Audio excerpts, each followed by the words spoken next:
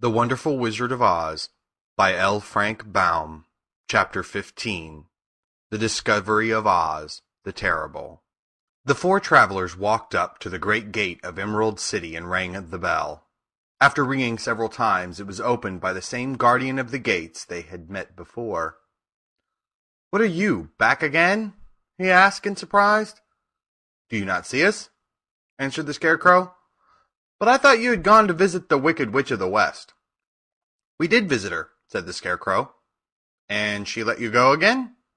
asked the man in wonder. "She could not help it, for she is melted," explained the Scarecrow. "Melted? Well, that is good news indeed," said the man. "Who melted her?" "It was Dorothy," said the Lion gravely. "Good gracious!" exclaimed the man, and he bowed very low indeed before her. Then he led them into his little room and locked the spectacles from the great box on all their eyes, just as he had done before. Afterward, they passed on through the gate into the Emerald City. When the people heard from the guardian of the gates that Dorothy had melted the Wicked Witch of the West, they all gathered around the travelers and followed them in a great crowd to the Palace of Oz. The soldier with the green whiskers was still on guard before the door, but he let them in at once, and they were again met by the beautiful green girl, who showed each of them to their old rooms at once, so they might rest until the great wizard was ready to receive them. The soldier had the news carried straight to Oz that Dorothy and the other travelers had come back again, after destroying the Wicked Witch, but Oz made no reply. They thought the great wizard would send for them at once, but he did not. They had no word from him the next day, nor the next, nor the next. The waiting was tiresome and wearing, and at last they grew vexed that Oz should treat them in so poor a fashion, after sending them to undergo hardships and slavery. So the Scarecrow at last asked the green girl to take another message to Oz, saying if he did not let them in to see him at once, they would call the winged monkeys to help them, and find out whether he kept his promises or not. When the wizard was given this message, he was so frightened that he sent word for them to come to the throne room at 4 minutes after 9 o'clock the next morning. He had once met the winged monkeys in the land of the West, and he did not wish to meet them again. The four travelers passed a sleepless night, each thinking of the gift Oz had promised to bestow on him. Dorothy fell asleep only once, and then she dreamed she was in Kansas, where Aunt Em was telling her how glad she was to have her little girl home again. Promptly at 9 o'clock the next morning, the green-whiskered soldier came to them, and 4 minutes later they all went into the throne room of the great Oz. Of course, each one of them expected to see the wizard in the shape he had taken before, and all were greatly surprised when they looked about and saw no one at all in the room. They kept close to the door and closer to one another, for the stillness of the empty room was more dreadful than any of the forms they had seen Oz take. Presently they heard a solemn voice that seemed to come somewhere near the top of the great dome, and it said, "I am Oz, the great and terrible. Why do you seek me?" They looked again in every part of the room, and then, seeing no one, Dorothy asked, "Where are you?" "I am everywhere," answered the voice, "but to the eyes of the common mortals I am invisible. I will now seat myself upon my throne that you may converse with me."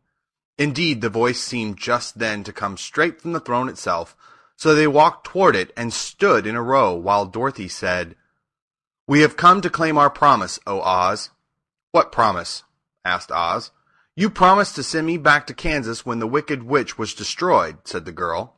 "And you promised to give me brains," said the Scarecrow. "And you promised to give me a heart," said the Tin Woodman.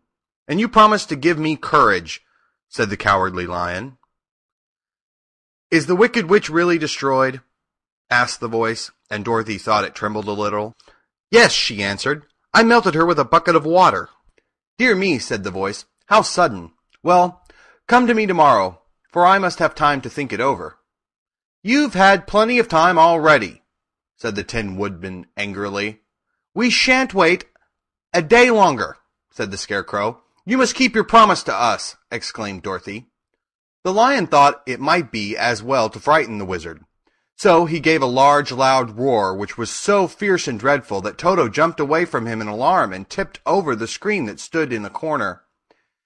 As it fell with a crash, they looked that way, and the next moment all of them were filled with wonder, for they saw, standing in just the spot the screen had hidden, a little old man with a bald head and a wrinkled face, who seemed to be as much surprised as they were. The Tin Woodman, raising his axe, rushed toward the little man and cried out, "Who are you?" "I am Oz, the Great and Terrible," said the little man in a trembling voice. "But don't strike me, please, don't, and I'll do anything you want me to." Our friends looked at him in surprise and dismay. "I thought Oz was a great head," said Dorothy. "And I thought Oz was a lovely lady," said the Scarecrow. "And I thought Oz was a terrible beast," said the Tin Woodman. "And I thought Oz was a ball of fire," exclaimed the Lion. "No, you are all wrong," said the little man meekly. "I have been making believe." "Making believe!" cried Dorothy. "Are you not a great wizard?" "Hush, my dear. Don't speak so loud, or you will be overheard, and I should be ruined. I'm supposed to be a great wizard." "And you aren't?" she asked. "Not a bit of it, my dear. Just a common man." "You're more than that," said the Scarecrow in a grieved tone. "You're a humbug." "Exactly so," declared the little man, rubbing his hands together as if it pleased him. "I am a humbug." "But this is terrible," said the Tin Woodman. "How shall I ever get my heart?" "Or I my courage?" asked the Lion. "Or I my brains?" wailed the Scarecrow, wiping the tears from his eyes with his coat sleeve. "My dear friends," said Oz, "I pray you not speak of these little things. Think of me and the terrible trouble I am in at being found out." "Doesn't anyone else know you're a humbug?"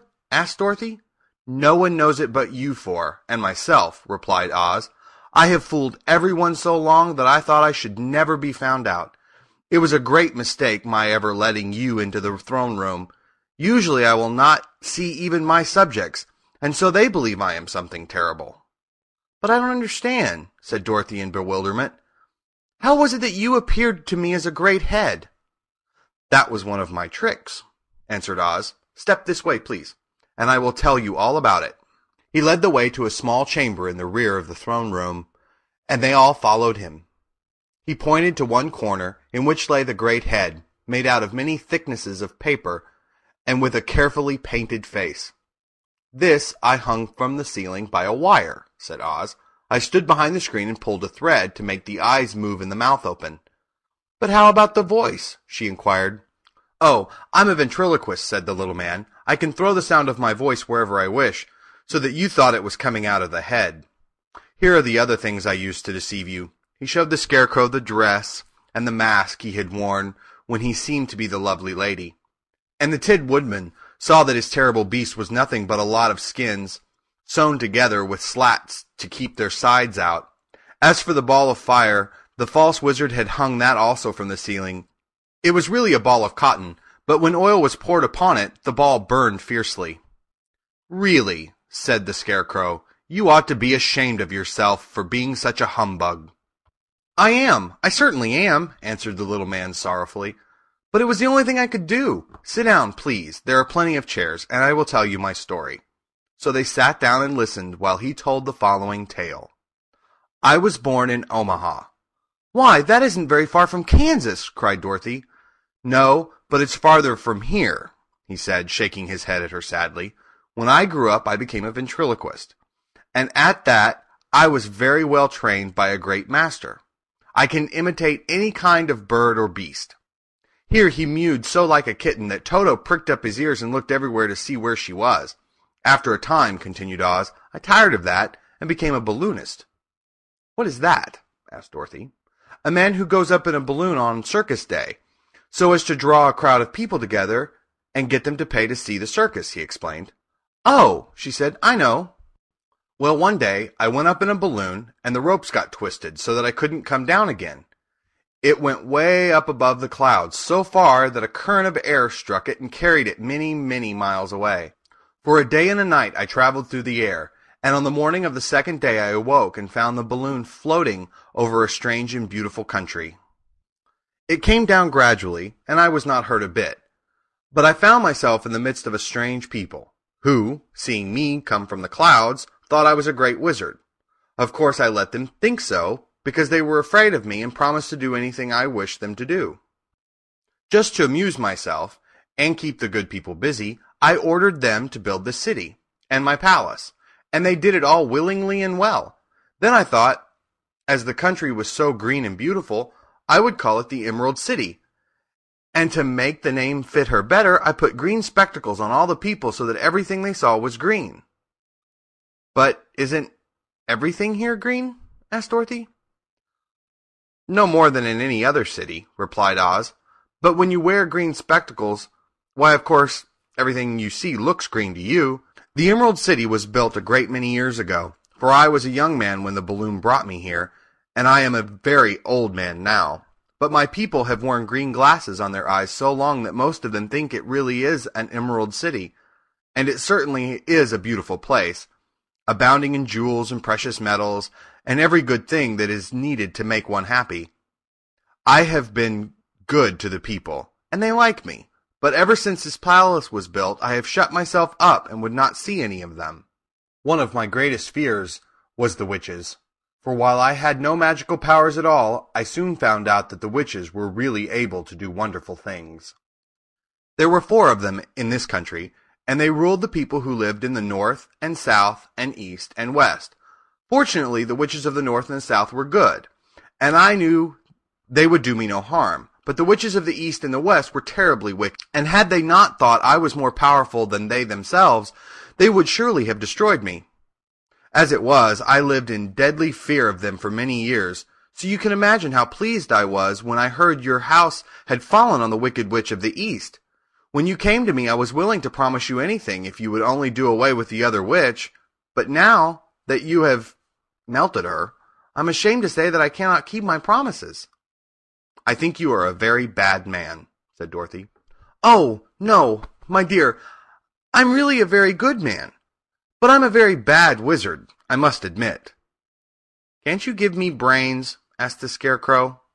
You don't need them. You are learning something every day. A baby has brains, but it doesn't know much. Experience is the only thing that brings knowledge, and the longer you are on Earth, the more experience you are sure to get. That may all be true, said the Scarecrow, but I shall be very unhappy unless you give me brains. The false wizard looked at him carefully. Well, he said with a sigh, I'm not much of a magician, as I said, but if you will come to me tomorrow morning, I will stuff your head with brains. I cannot tell you how to use them, however. You must find that out for yourself. Oh, thank you, cried the Scarecrow. I'll find a way to use them, never fear. But how about my courage? Asked the Lion anxiously. You have plenty of courage, I'm sure, answered Oz. All you need is confidence in yourself. There is no living thing that is not afraid when it faces danger. The true courage is in facing danger when you are afraid, and that kind of courage you have in plenty. Perhaps I have, but I'm scared just the same, said the Lion. I shall really be very unhappy unless you give me the sort of courage that makes one forget he is afraid. Very well, I will give you that sort of courage tomorrow, replied Oz. How about my heart? Asked the Tin Woodman. Why, as for that, answered Oz, I think you are wrong to want a heart. It makes most people unhappy. If you only knew it, you are in luck not to have a heart. That must be a matter of opinion, said the Tin Woodman. For my part, I will bear all the unhappiness without a murmur, if you will give me the heart. Very well, answered Oz meekly. Come to me tomorrow, and you shall have a heart. I have played wizard for so many years that I may as well continue the part a little longer. And now, said Dorothy, how am I to get back to Kansas? We shall have to think about that, replied the little man. Give me 2 or 3 days to consider the matter, and I'll try to find a way to carry you over the desert. In the meantime, you shall all be treated as my guests, and while you live in the palace, my people will wait upon you and obey your slightest wish. There is only one thing I ask in return for my help, such that it is. You must keep my secret, and tell no one I am a humbug. They agreed to say nothing of what they had learned, and went back to their rooms in high spirits.